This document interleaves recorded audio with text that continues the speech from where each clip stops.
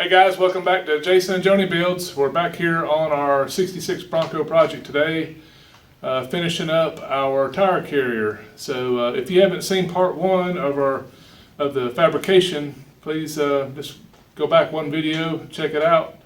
And today we're going to finish it up, installing the spring assist and getting our latches installed. So you guys hit that like button and subscribe if you haven't. And here we go.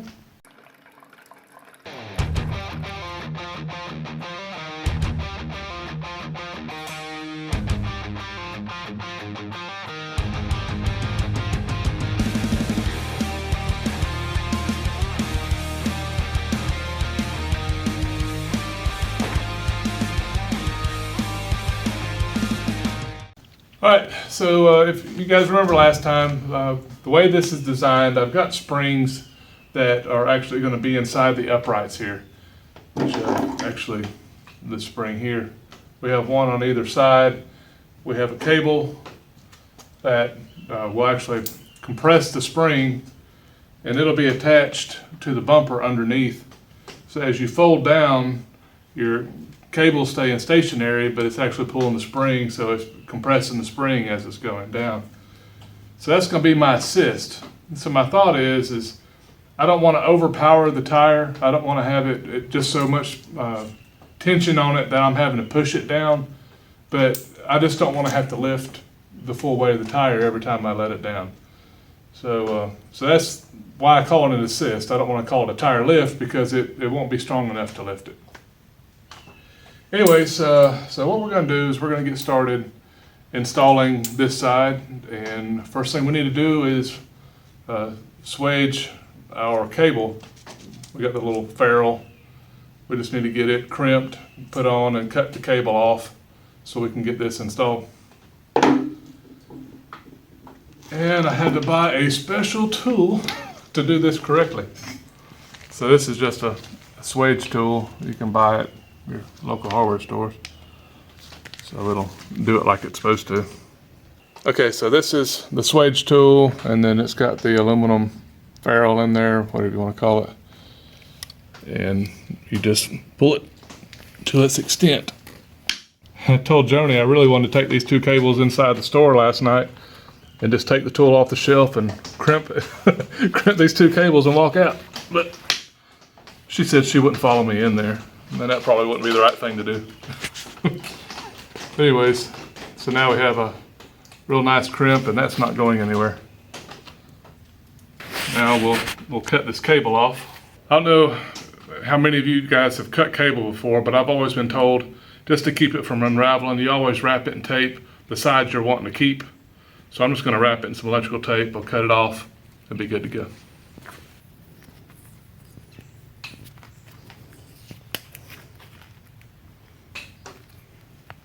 Just like that.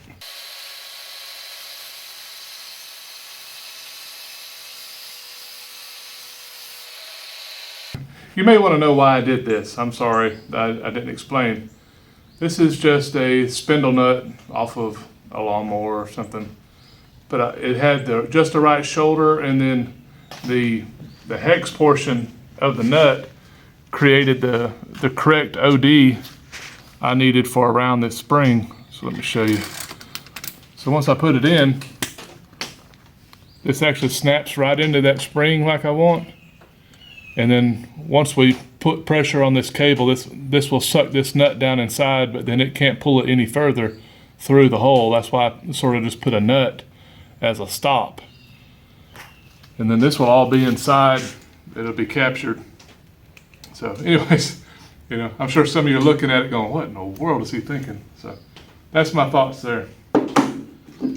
Again, I used a piece of 2-inch conduit as a bushing to go inside, and a slide, and then it also serves as a sleeve for the spring, because as the spring is compressing, it's going to try to buckle. The way this is designed, this is going to compress this spring fully. So without it, the spring would actually try to twist and fall. So when you have it contained in something, it makes the spring operate in a linear fashion. So that's the reason for this. And plus it keeps it quiet. It won't be rattling inside my tailgate, well, inside the hitch. All right, once I got the springs, I came out here and I thought I would be able to compress the spring from the bottom up and then put the keeper plate, the 2 bolts that hold it in the upright, just sort of manually. They're pretty stiff, and I didn't want to cut any off the spring because I'm going to need the full compression for this thing to swing as far as it does. So what I ended up doing, rather than changing all this, I came up with a cover. Basically, it lets the spring come up through. You can show them. I drilled a hole through the upright. But anyways, when it's sitting in there, it's sort of sticking up through the upright. So I built these, I capped them, welded them inside and out, ground them flat. But then I went ahead and put a 3/8 nut and welded it to the bottom. So I figured in the event that later I might want to put a jack, maybe one of those high lift jacks or something on the back, or I would want something to mount to. That actually, this would give me, I have one here and one on the other side. With the 3/8 bolt, I could attach something here. I actually have some good mounting locations. So I just went ahead and just thought ahead, welded a nut to the inside. And like I said, I'll be able to attach whatever I want there. So Johnny says they look like a smokestack, but it is what it is. It's functional, it's behind the tire, you won't see it. Okay, so we're gonna get this welded out before we insert the conduit. And then we're gonna have to cut our slot in the bumper where the cable actually goes through and then it rolls out so it can pull. All right, so I got that thing welded out, and I wish she wouldn't show the weld because it's ugly. My welder was giving me a little bit of trouble, and finally I figured out I'd bump my wire speed. It kept snapping, and anyways, I'm sure you guys have run into that too, but that's what a grinder's for. I don't like to, but anyways, enough about that. So what I need to do now is we need to cut our slot in the frame, and basically what that's going to be is I'll take a drill and I'll drill a 5/8 hole here, and I'll drill a 5/8 hole here, and I'll take my my saw and cut that out, and what you'll end up with is just a really nice slot. Anyways, the slot is for the cable, like we talked about a minute ago. So the cable is going to stick down through the bumper, and it'll attach to a piece of steel welded underneath.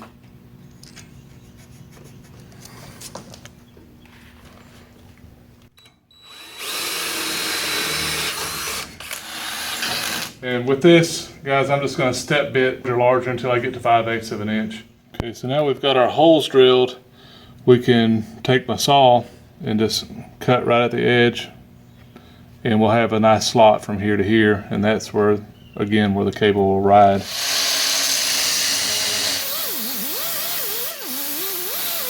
All right, so before we move forward, I have some 3/8 round rod, solid round rod, and what I'm gonna do is I'm gonna weld it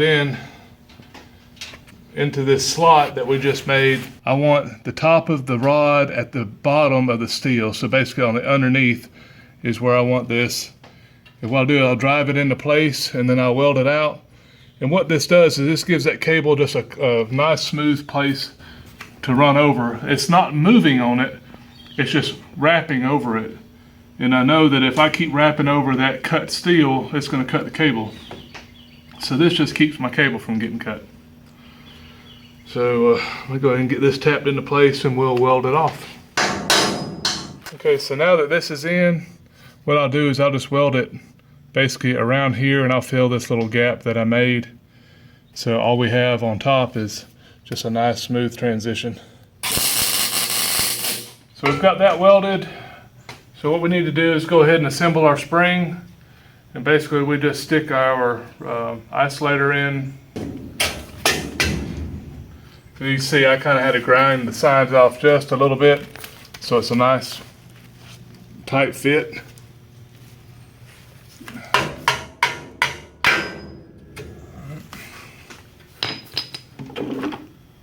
spring.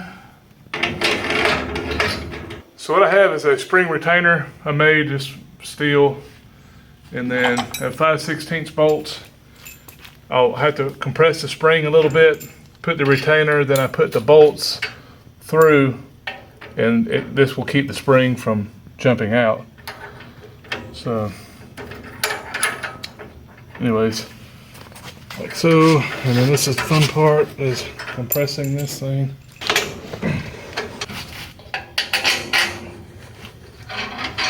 Whew. This is easy, everybody do it.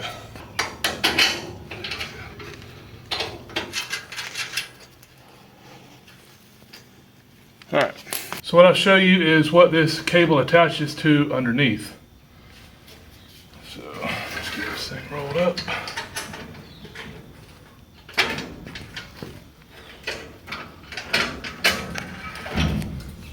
Okay, this is underneath the bumper. I've already attached these, basically these triangles. I put 3 holes in it, so I'd have a little bit of adjustment. So right here is the shackle on the cable, and I'm just going to attach it to the low point because I've got plenty of room, like so. Okay, on my Destaco latches, I had to change my design. What happened when I designed it, I had them kind of low mounted, and I wanted the hasp, the latch, to be under the bumper, kind of hidden. Well, I wasn't thinking about the motion that it had, and when this thing was down, it had to drag through the bumper, and I had to have another slot out here. So I got to looking at it. So the latch sticks inside the void inside the tailgate. So I just ended up welding it to the top of the bumper, and I moved my Destaco latch up. So that's why I had to add this extra piece of steel. Basically, I made it, it's a nut plate. It's drilled and tapped so I can attach my latch to it. So let me go ahead and get that put on, and then what we need to do is mark my bumper here, and we have one last part to put on. We'll get it put on, our latch bolts to it. But we have to have the latch in place to get it marked, and we'll be finished.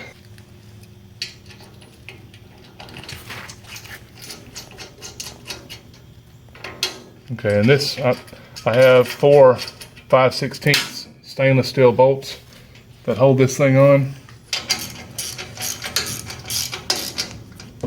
What I have to do now is adjust my latch, at least get it close, so I can get this bracket placed right where I need it.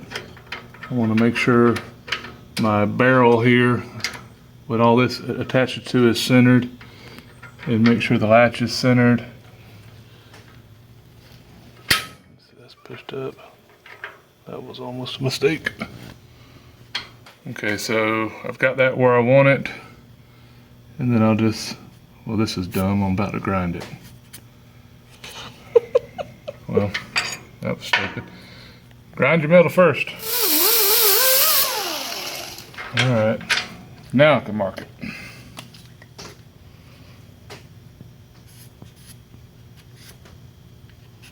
Okay.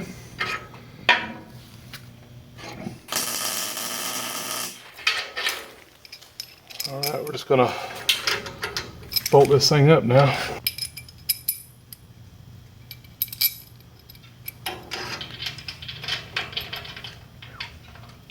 I got an idea, Joni. What's that? I'm going to put the tire on so I can pull this thing down out of my way, and then I'll tighten those up.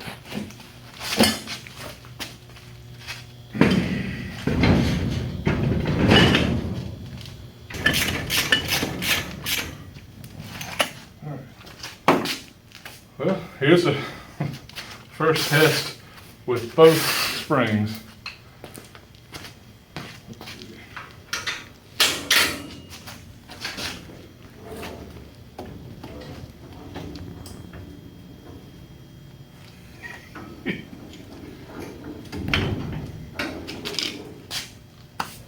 That's awesome. That's exactly what I wanted. It can go down if we want it to.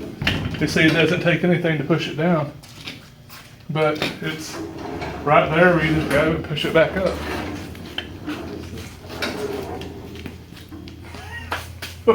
That's too cool. Perfect. And if you go back and look at my drawing, it said to hold neutral, I needed so many, I forget what it was exactly, but 560, 570 pounds force to hold the tire neutral. And it's holding it neutral. So I think I was a little over it, so maybe I was off somewhere in there, but it's doing what I thought. I figured it was going to go down, but this is awesome. This is great. Let me put that car down like I was talking about.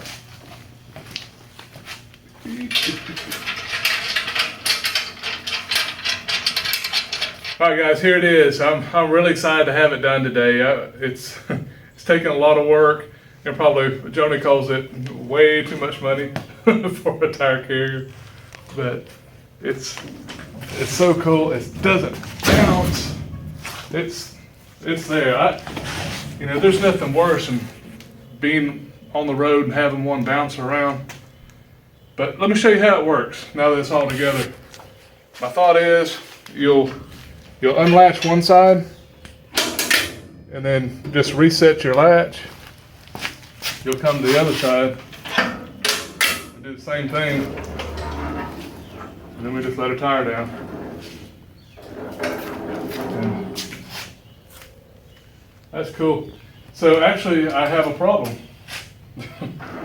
It works a little too good, but you guys saw my cable adjustments down under the bumper. I'm gonna have to loosen them up one hole. It might still open. Yeah, it still opens. I mean, I have about an inch of clearance, but if this was painted, I don't know that I would want to take that big of a chance. So what I'll do is I'll let it relax one hole, and that tire will fall to the ground. This is actually a really good example of how this thing is actually helping me lift the tire. Because if I had it on that hole, you can't tell by the way I'm holding it how much effort I'm putting in. So anyways, I have to actually catch the tire a little bit. But once it gets up to the top,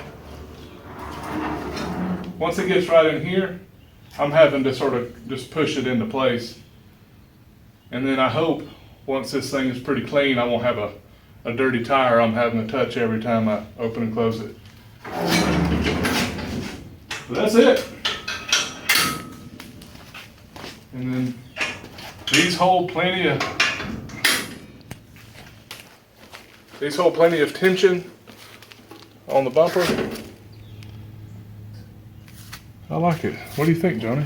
Does it look bad? No, it looks good. It looks it looks beefy. Jeez. I bet there won't be another one out there like it. What do you think? I don't think so. I don't think so, Tim. Right. So I'm sorry, let's keep staring at it. I like it. I like it a lot. I hope you guys have enjoyed this. I have. It's taken me quite a long time to build it, but it's neat. You know, I enjoy building something and seeing it come together and work like it's supposed to. Thank you guys for watching, hanging out with me. Let me show you my little design here. I don't know if you can tell, I'm a little excited about it. It was supposed to work and it did. I'm just, y'all know the feeling. So hope you have a great day, and we'll see you on the next video. You guys take care. Bye. I don't know, I like the look of this better I'm sorry, I'm rambling.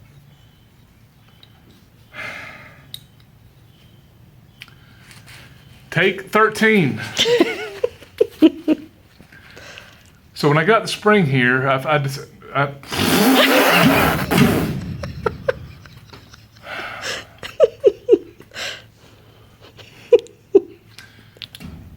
when I got the spring here, shut up. I'm sorry you got me. I'm sorry you already got me tickled now.